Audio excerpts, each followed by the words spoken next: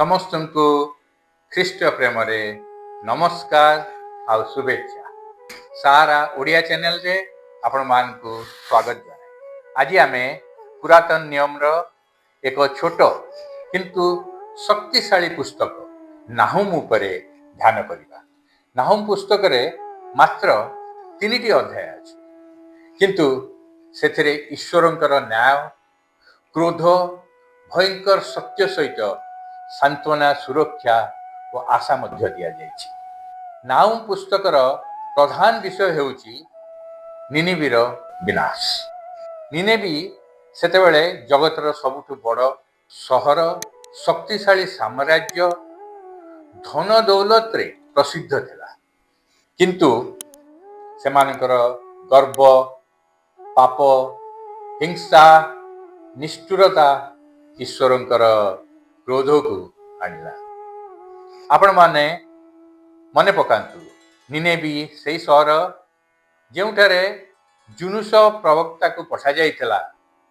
ସେତେବେଳେ ରାଜାରୁ ଆରମ୍ଭ କରି ସାଧାରଣ ଲୋକ ପର୍ଯ୍ୟନ୍ତ ସମସ୍ତେ ପଶ୍ଚାତାପ କରିଥିଲେ, ଆଉ ଈଶ୍ୱର ନିନିବିର ପଶ୍ଚାତାପ ଦେଖିଥିଲେ ଏବଂ ସହରକୁ କ୍ଷମା କରିଥିଲେ।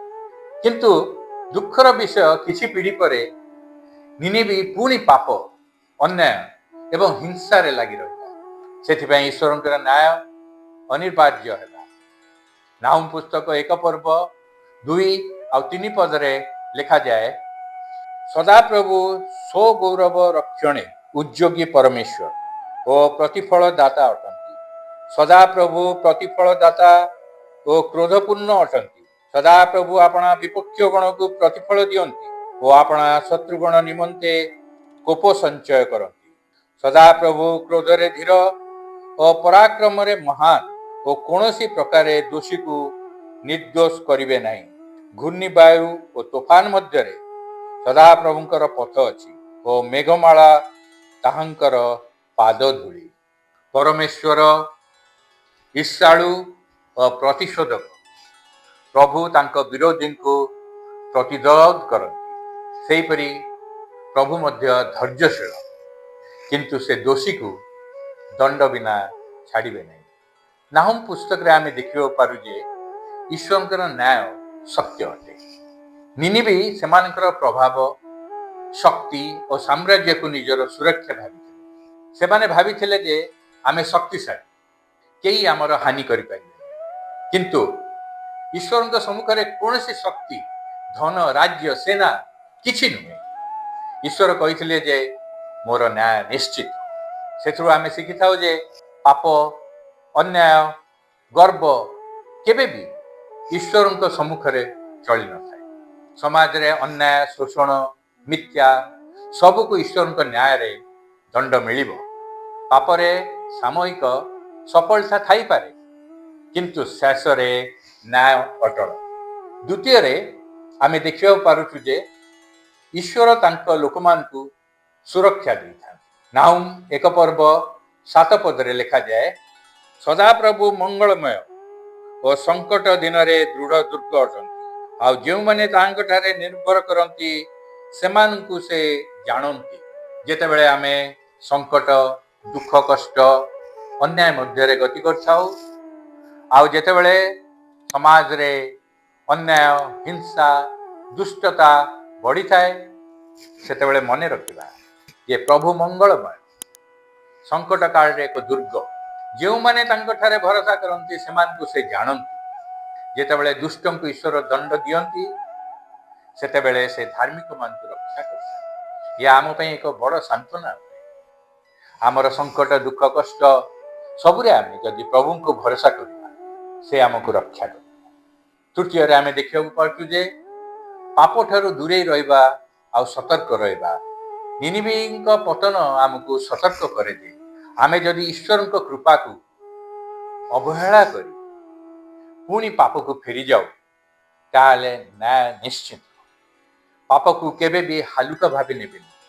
ଈଶ୍ୱର ନିନେବି ଲୋକମାନଙ୍କର ପଶ୍ଚାତାପ ଯୋଗୁଁ ତାଙ୍କୁ କ୍ଷମା କରି ସହରକୁ ଧ୍ୱଂସ କରିନଥିଲେ, କିନ୍ତୁ ପରେ ସେମାନେ ଫେରି ପାପକୁ ଚୟନ କଲେ ଆଉ ତାହାର ଶାସ୍ତି ପାଇଥିଲେ। ସେଥିପାଇଁ ଆମେ ଯଦି ଈଶ୍ୱରଙ୍କ କୃପାକୁ ପାଇଥାଉ। ଆମର ଜୀବନକୁ ପବିତ୍ର ଏବଂ ବିଶ୍ୱାସରେ ଅଟଳ ରଖିବା ଦରକାର। କୃପାକୁ ଅବହେଳା କଲେ ନ୍ୟାୟ ନିଶ୍ଚିତ। ପଶ୍ଚାତାପ ଏବଂ ବିଶ୍ୱାସରେ ଅଟଳତା ଈଶ୍ୱରଙ୍କୁ ପ୍ରସନ୍ନ କରିଥାଏ। ଚତୁର୍ଥରେ ଆମେ ଦେଖିବାକୁ ପାରୁ ଆଶାର ସନ୍ଦେଶ।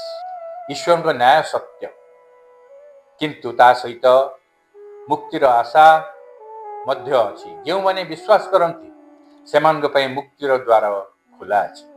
ଯୀଶୁଖ୍ରୀଷ୍ଟଙ୍କ ମାଧ୍ୟମରେ ଆମେ ସତ୍ୟ ସୁସମାଚାର, ଶାଶ୍ୱତ ସୁରକ୍ଷା ଓ ସାନ୍ତ୍ୱନା ପାଇଥାଉ। ଗୋଟେ ଛୋଟ ଗଳ୍ପ ଏଠାରେ କହିବି।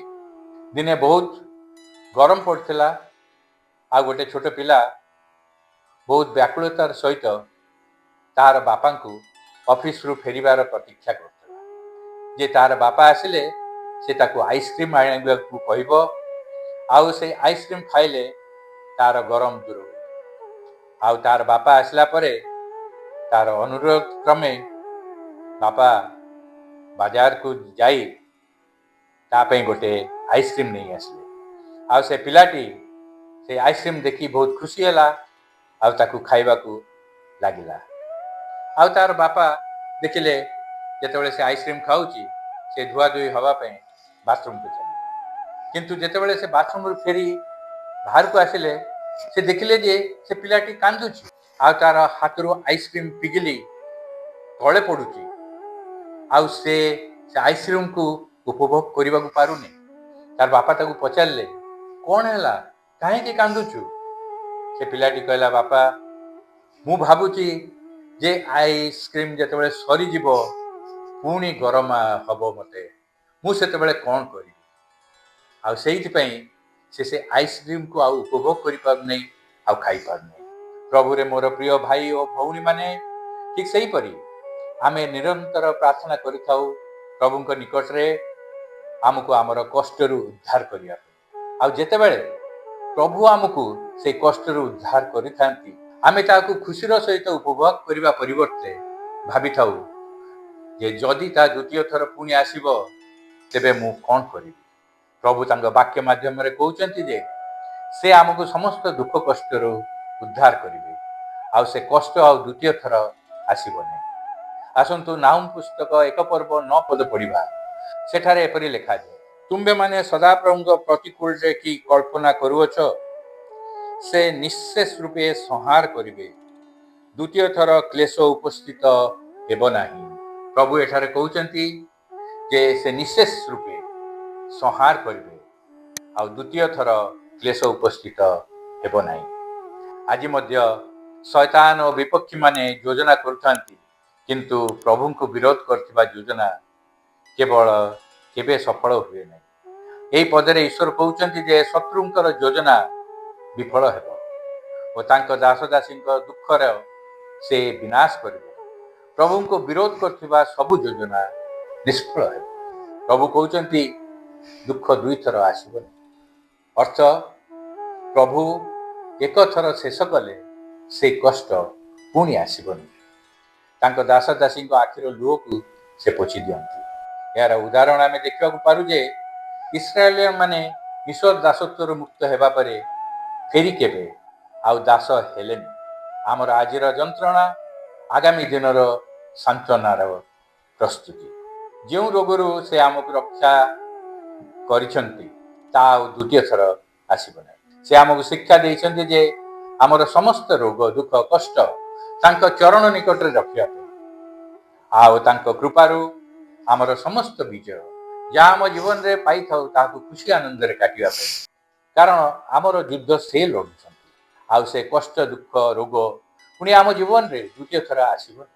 ପ୍ରଭୁଙ୍କୁ ତାଙ୍କର ପ୍ରତିଜ୍ଞା ନିମନ୍ତେ ଧନ୍ୟବାଦ ଦେବା ଯେ ଯେଉଁ ରୋଗ ଦୁଃଖ କଷ୍ଟରୁ ସେ ଆମମାନଙ୍କୁ ରକ୍ଷା କରିଛନ୍ତି ତାହା ଆଉ ଦ୍ୱିତୀୟ ଥର ଆସିବ ନାହିଁ।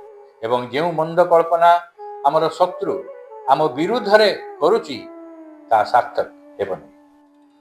ପ୍ରଭୁଙ୍କୁ ଭରସା କର, ତୁମର ଦୁଃଖ ପୁଣି ଫେରିବ ନାହିଁ, କାରଣ ସେ ସାନ୍ତ୍ୱନାର ଈଶ୍ୱର।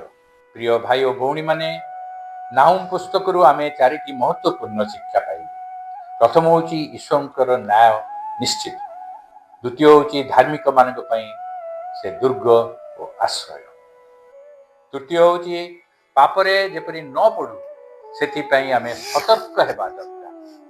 ପାପକୁ ଅବହେଳା କଲେ ଶେଷରେ ବିନାଶ ନିଶ୍ଚିତ। ଚତୁର୍ଥରେ ଯୀଶୁଙ୍କ ମାଧ୍ୟମରେ ଆମେ ଶାଶ୍ୱତ ସାନ୍ତ୍ୱନା ପାଉ ଆଉ ଆମେ ପାଇଥାଉ ସତ୍ୟ ଆଶା। ତେଣୁ ଆସନ୍ତୁ ଆମେ ସବୁବେଳେ ପ୍ରଭୁ ଯୀଶୁଙ୍କ ଉପରେ ଭରସା କରି ପବିତ୍ର ଜୀବନରେ ଅଟଳ ରହିବା, ଯାହାଦ୍ୱାରା କି ଆମ ଜୀବନରେ ସାନ୍ତ୍ୱନା ଓ ଆଶୀର୍ବାଦ ପାଇପାରିବା ଏବଂ ଯେଉଁ ରୋଗ ଦୁଃଖ କଷ୍ଟରୁ ସେ ଆମକୁ ରକ୍ଷା କରିଛନ୍ତି ତାହା ଆଉ ଦ୍ୱିତୀୟ ଥର ଆସିବନି। ଆସନ୍ତୁ ଆମେ ପ୍ରାର୍ଥନା କରିବା, ପ୍ରଭୁଙ୍କ ନିକଟରେ ନିଜ ନିଜକୁ ସମର୍ପଣ କରିବା ଆଉ ତାଙ୍କଠାରୁ ଆଶୀର୍ବାଦ ଭିକ୍ଷା କରିବା। ଆସନ୍ତୁ ପ୍ରାର୍ଥନା କରିବା। ହେ ପ୍ରଭୁ, ଆମେ ତୁମକୁ ଧନ୍ୟବାଦ ଦେଉଛୁ ଯେ ତୁମେ ଆମକୁ ସାନ୍ତ୍ୱନା ଦେଇଛ, ଯେ ଆମର ରୋଗ ଦୁଃଖ କଷ୍ଟ ଯାହା ତୁମେ ଶେଷ କରିଦେଇଛ ତାହା ଆଉ ଦ୍ୱିତୀୟ ଥର ଆମ ଜୀବନରେ ଆଉ ଆସିବନି। ଆମକୁ ଏପରି ବିଶ୍ୱାସ ଦିଅ ଯେ ଆମେ ଯେପରି ତୁମକୁ ଭରସା କରି ଧୈର୍ଯ୍ୟରେ ଆନନ୍ଦର ସହିତ ରହିପାରିବୁ ଏବଂ ପବିତ୍ର ଜୀବନ ଯାପନ କରିପାରିବୁ। ପ୍ରଭୁ ଯୀଶୁଙ୍କ ନାମରେ ମାଗିଲୁ, ଦୟାରେ ଗ୍ରହଣ କରନ୍ତୁ। ଆମେନ୍। ପ୍ରଭୁ ଆମ ସମସ୍ତଙ୍କୁ ଆଶୀର୍ବାଦ କରନ୍ତୁ। ଆପଣଙ୍କ ଦିନଟି ମଙ୍ଗଳମୟ ହେଉ। ଧନ୍ୟବାଦ।